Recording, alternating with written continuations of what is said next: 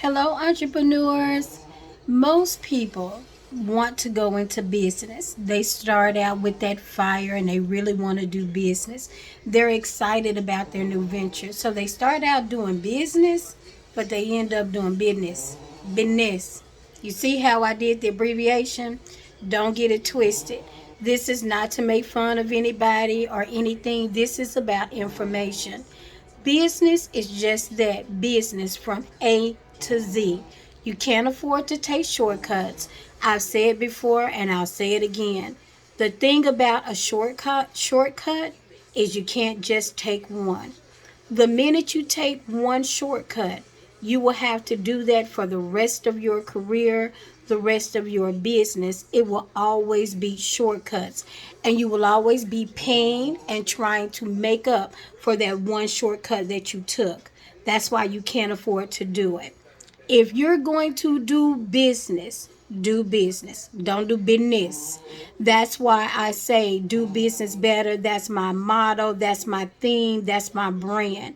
Because I've watched people start out, and they start out obviously with what they know.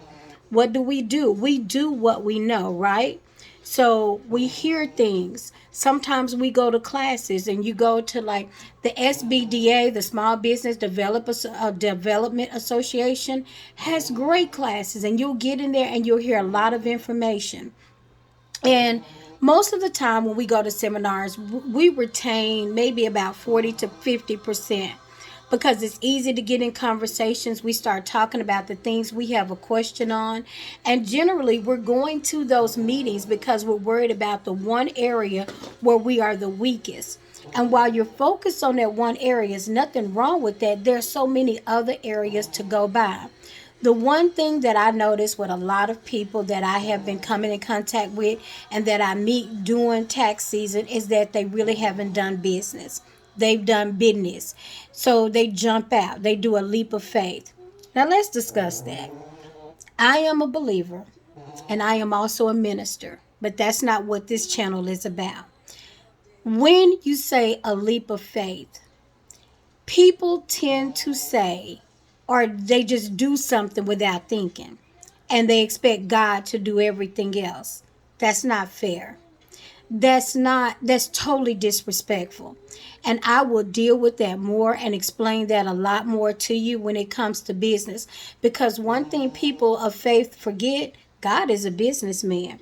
Above everything else, he's a businessman. He puts things into you. He wants to get a return on his investment. He gave you the gift. He wants to see you use the gift. But doing a leap of faith doesn't mean that you do nothing.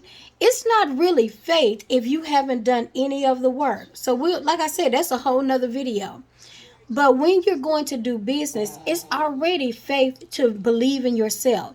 Because as an entrepreneur, you are taking money that you've earned, that you've made, whether you worked at a job you love or whether you've tolerated people you don't like. You're taking that money and now you're going to invest it into yourself. That's scary because everybody can look like a diamond or shine bright when you have a whole company behind you. Maybe you run a department and you're like, I could do this for myself, and you're right. But what you have to remember is when you step out by yourself, you've got to create the same team of people around you that makes you look great at that job around you in your business. And that's not always easy because if you're one of those people that only look and view and remember and understand what you do, you don't even understand what everybody else does around you that makes you look great. And those are the things that make the difference when you're doing business and business. Because as the business owner, you have to understand every aspect of that business. You've got to understand what it's like to be that receptionist who's going to answer your phone, how you want her to sound, and what you want her to do.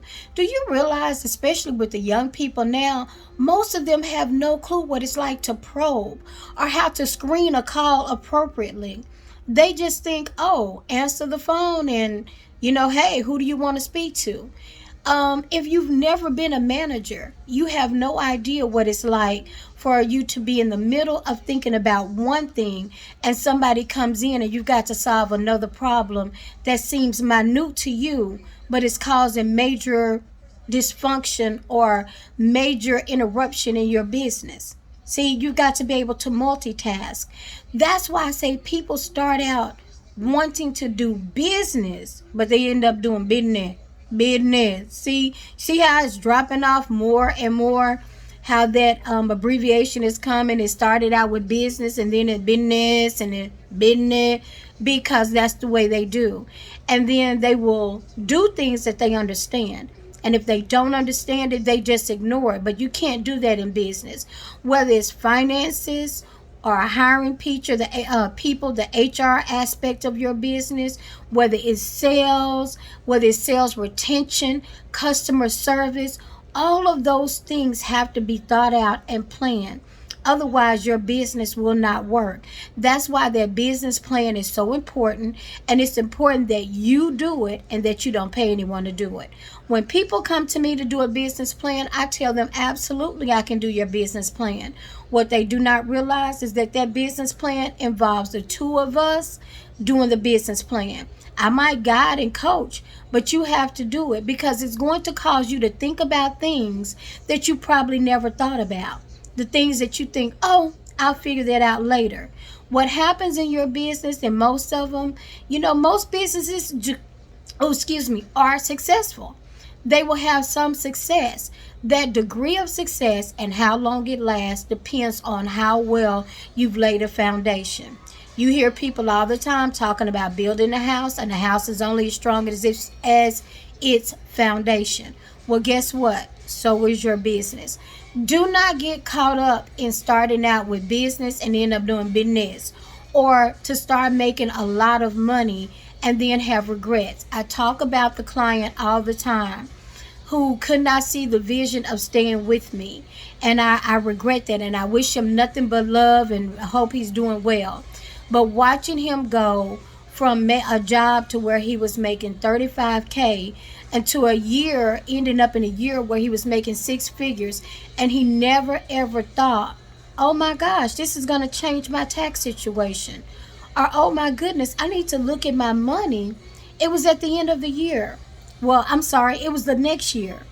When the year ends, that next year you are doing taxes for the previous year. If you have allowed that whole year to go by and you have not looked at anything, you cannot expect your tax preparer to wave a magic wand and change your situations. Whatever you've done, you've done. And now we're doing is reporting what you've done. The time to call is in June. We'll be in June next month. And some of you are just now completing your 2020 taxes.